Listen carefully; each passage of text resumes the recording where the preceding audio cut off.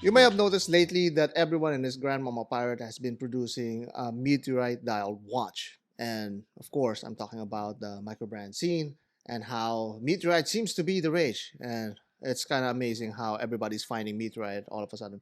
Is it really still special? Well, Venezianico is trying to prove a case against that, and they're trying to make the meteorite dial a little bit more special. Find out how they're doing that. But at the same time, I'm telling you right now why this is the best arsenal yet. If uniqueness was a commodity, meteorite is probably the poster child of the watch industry. There are other stones that have this kind of uniqueness effect and have been installed on watches for far longer, but meteorite sort of overtook people's preferences in just the past decade. It should actually be a tired trope by now, just by reason of being overused. However, if there was one reason to put a meteorite on a watch, it should be on a Venezianico Arsenale. Reason? Well, because your watch pirate captain said so. Now, imagining it in your head conjures up some nuclear level grade fusion of aesthetics that is only surpassed by actually seeing the watch in front of you.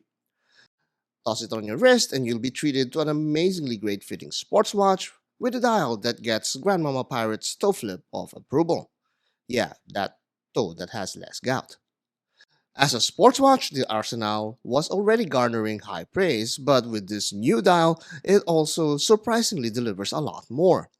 With its short production run, the Arsenal already accumulated a few requests from its patrons, and I'm happy to report that the brand listened and addressed it with this version. Or maybe they just planned it all along and they could only make this possible using this movement and capable case. Either which way, this is my new favorite Benesianico to date.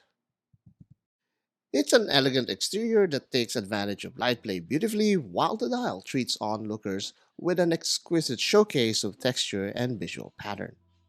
Putting it side by side with its previous models makes you appreciate all of the changes that were made in this reference. The first real difference is in the case dimensions.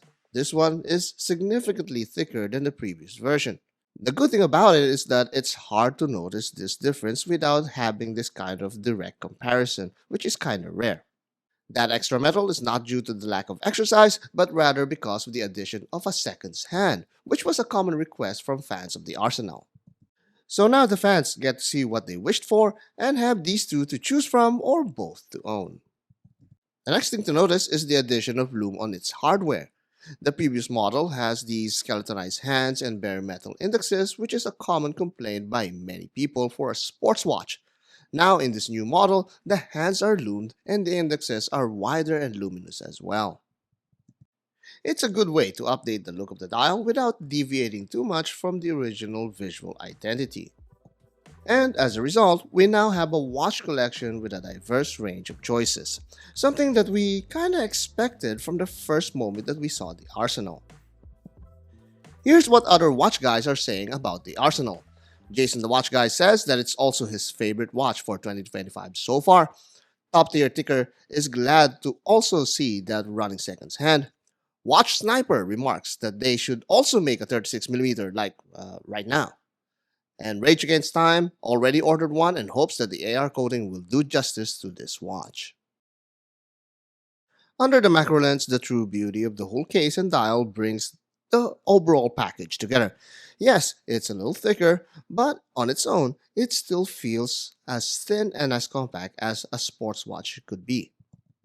Typically, when designing a thicker version of the case, the bracelet will suffer when tapering organically down to the clasp, but here, there's no such issue at all. Prior to this iteration of the Arsenal, this bracelet, in my opinion, is the main draw of the watch. However, with this new dial, the case can now share a little bit more of that spotlight. And lastly, let's not forget the case back as it continues to display some very cool illustrations. Now back to the dial, let's see how Benesianico is doing here and what makes it stand out against other brands using Meteorite.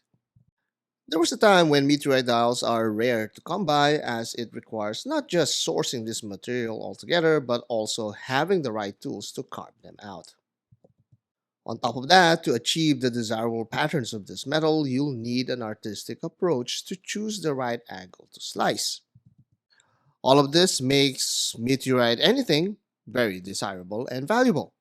Now, this is all present in the arsenal with its dial that is lifted over this step configuration. As what many brands do, Venezianico could have left it there, closed the bar, and called it a night. But they went a step further that is completely unnecessary but is still pretty cool to know.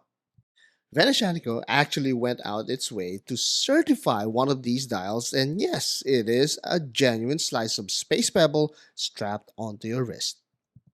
Authenticity out of the question, this meteorite is set nicely on the dial without being a distraction to the overall visual effect. Thanks to the applied indexes, all of the readable elements are all very legible and not just mere eye candy.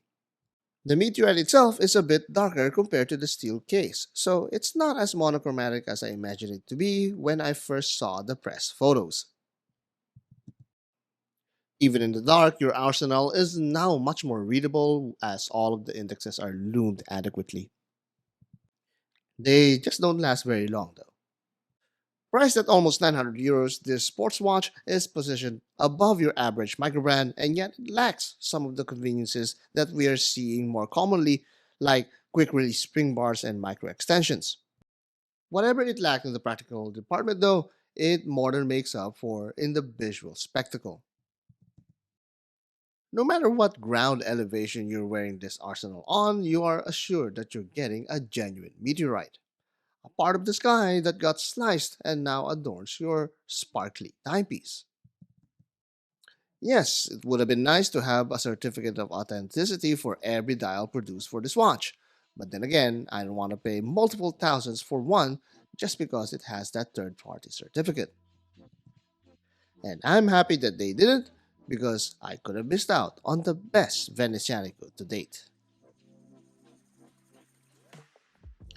And that is the Venezianico Arsenal with the Meteorite dial. Well, why don't I have it here? Because I don't have it here. It's supposed to be released in customs tomorrow, and by the time that this intro outro has been produced, I'll be probably shooting that Venezianico at the moment. But hey, I mean, like, we do what we can in order for us to keep up with the schedule.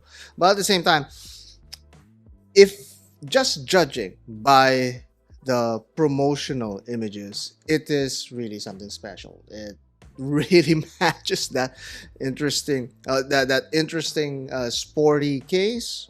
It's thin. It now has a running second hand, which is great.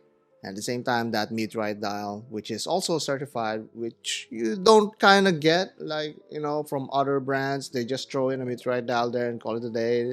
This one, they went an extra effort at that. That doesn't mean that it's more valuable or more rare, but it's still an effort nonetheless. But regardless of that, it's a beautiful watch. Well, at least from the promo shots.